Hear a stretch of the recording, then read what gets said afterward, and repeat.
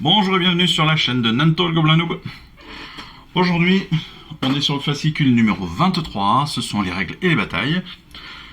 La vidéo de règles de bataille qui aujourd'hui va être assez courte encore une fois parce que, eh bien, on a une charte d'unité et une bataille. Je le rappelle, j'essaie de rattraper le retard des vidéos, donc pour l'instant, pas de bataille pour cette semaine. Peut-être que j'essaierai et que j'arriverai à faire des mises à jour de mes vidéos pour vous montrer ces batailles, mais pour l'instant, je me concentre sur la récupération du retard, sur les explications des règles et des chartes d'unité, et on essaiera de voir après, et j'essaierai surtout de reprendre le rythme classique. Pour l'instant, charte d'unité du Seigneur Aquilor, c'est la figurine de la semaine. Alors, cette figurine a une aptitude et une caractéristique. La caractéristique, c'est qu'elle est sur une monture. On a vu ce terme dans un moment de règle passé, donc pas de souci, il n'y a pas de grande difficulté à la compréhension de cela. Notre Seigneur Aquilor a 8 de blessure, un mouvement de 12 pouces, une sauvegarde de 3+, et 9 de bravoure. Jusque là tout va bien. Une arme de projectile, 3 armes de mêlée. Dans ces 3 armes de mêlée, il a la lame, la hachette, mais il a surtout griffe et bec acéré. Ça c'est quoi? C'est en fait la caractéristique d'attaque de mêlée de sa monture. Tout bêtement. Ce que je vous disais dans la dernière vidéo, pas dans la dernière, mais dans la vidéo justement où on parlait des montures, attention à la terminologie, attention à l'orthographe, parce que là on s'aperçoit de quoi? Elle est armée de griffes au pluriel et d'un bec acéré au singulier. Évidemment, on n'a qu'une seule monture. Dans le char foudroyeur, c'est ce que je vous disais, comme on a 2 montures, les griffes et les becs sont au pluriel. Ce qui veut dire que la caractéristique correspond à l'attaque des 2 en même temps. Voilà. Là, ici, on est sur la caractéristique, évidemment, de notre monture à l'unité. Pardon. L'aptitude de notre Seigneur Aquilor, c'est chevaucher les vents éthériques. Donc, on va la lire et on va la comprendre avec le tutoriel qui est évidemment derrière. Donc au lieu de choisir cette unité pour lui faire un mouvement normal ou la faire se replier, vous pouvez dire qu'elle va chevaucher les vents éthériques. Si vous le faites, retirez-la du champ de bataille et replacez-la sur le champ de bataille à plus de 1 pouce des éléments de terrain et des objectifs et à plus de 9 pouces des unités ennemies. Ça veut dire quoi?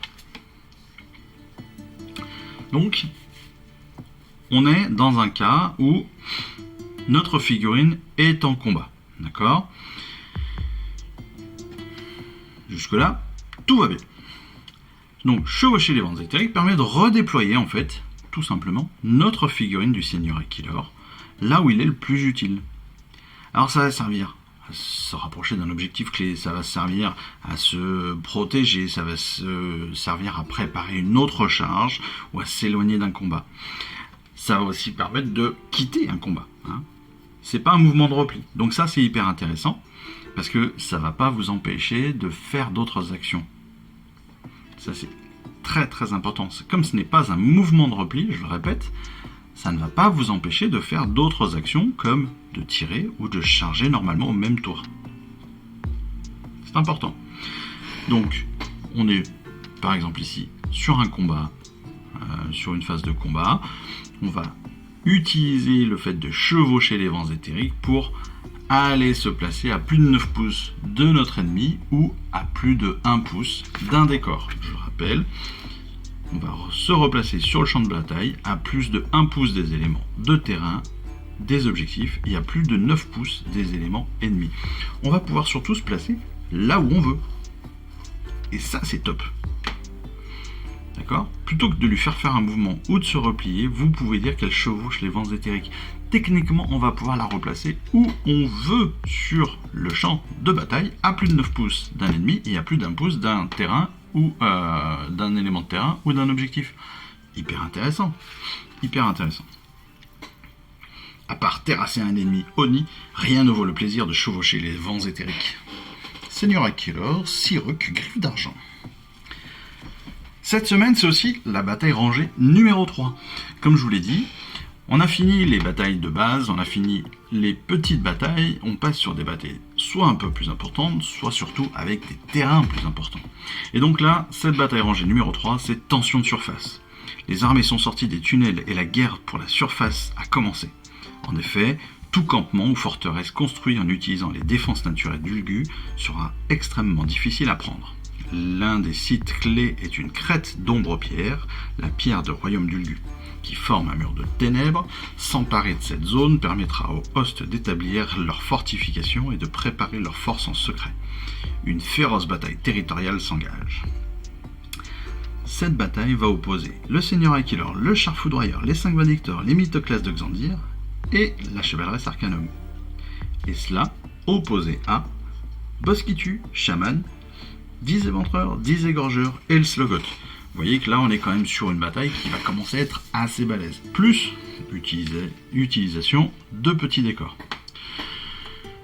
Donc on a les 2 tapis plus des décors. Vous voyez que là on commence à être sur des batailles qui ont une certaine importance et c'est pour ça que je préfère ne pas les tourner tout de suite, peut-être me les garder dans un second temps pour essayer encore une fois de récupérer les quelques semaines de retard que j'ai pu prendre pendant ces semaines d'été. Voilà, écoutez, j'espère que cette petite vidéo d'explication principalement de charte d'unité vous aura plu. Si j'en fais une mise à jour, vous le saurez, ce sera bien notifié, donc n'hésitez pas à revenir régulièrement sur la chaîne pour voir si une nouvelle mise à jour a été faite de celle-ci. Voilà, en tout cas, pour l'instant, moi je vous remercie tous de votre suivi, je vous remercie de m'avoir regardé, et puis allez la France pour les Paralympiques. Bravo aux Français encore une fois pour les JO, ça a été exceptionnel.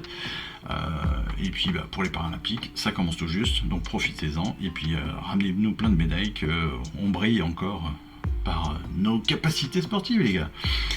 Voilà, c'est tout pour aujourd'hui. Je vous souhaite à tous une excellente semaine, je vous dis à très très vite, et puis je vous embrasse. Allez, ciao, bye bye. Je vous remercie d'avoir suivi cette vidéo. Si ça vous a plu, eh bien abonnez-vous, lâchez un petit like et un commentaire, et suivez-moi sur Instagram où je poste régulièrement des photos de mes dernières réalisations et dernières peintures. Et puis comme il est maintenant de tradition sur la chaîne, je vous souhaite une excellente fin de journée et surtout, lisez bien, collectionnez bien, assemblez bien, peignez bien et jouez bien. Allez, je vous embrasse et puis je vous dis à très vite. Allez, ciao, bye bye.